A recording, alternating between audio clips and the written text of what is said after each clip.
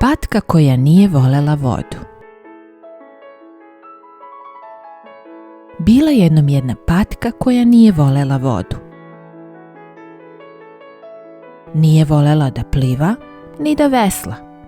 Patka nije volela kada je padala kiša, čak ni kada su to bile 2-3 kapi kiše. Tokom kišnih dana patka je najviše volela da se sklupča uz dobru knjigu i neki topli napitak. Ne moram da idem napolje, mislila je. Imam sve što mi je potrebno. I uglavnom je tako i bilo. Jedne veoma vetrovite i kišne noći patku je uznemirila buka i otkrila je da ima rupu na krovu. Pa ne mogu to večeras popraviti, mislila je patka. Onda je istrčala napolje po kantu i naišla je na neočekivanog posetioca koji se izgubio.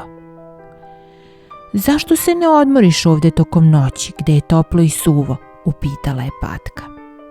Žaba se veselo složila iako je mnogo volela vodu.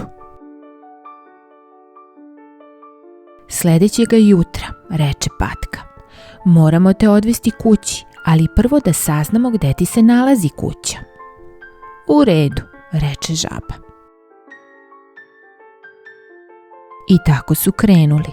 Svuda su tražili, ali nigde nisu mogli da nađu žabicinu kuću. Pa su napravili pauzu za ručak. Ponovo su krenuli u potragu, ali bez obzira koga su pitali i gde su tražili, i dalje nisu mogli da pronađu žabicin dom.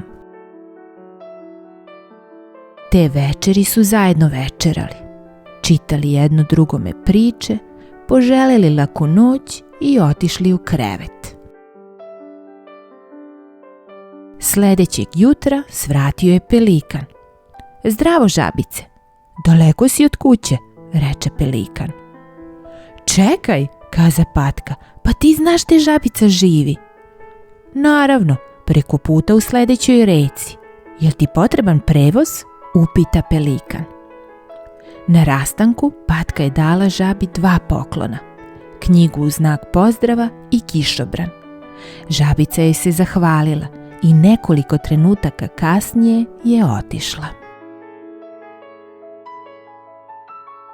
Dani su prolazili i sve je bilo kao i ranije, ali se osjećalo drugačije. Nešto je nedostajalo, pa je patka odlučila da krene.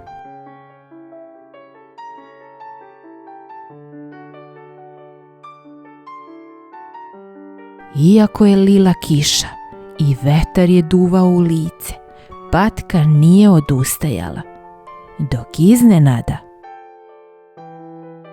nije pronašla žabu. Dom nije dom ako ti nisi tamo, reče patka. I žabica se složila. Patka i žaba su se vratile svojoj staroj rutini. Posjetili su svoje nove prijatelje. Čitali su jedno drugome priče. I možda najvažnije od svega, popravili su rupu na krovu.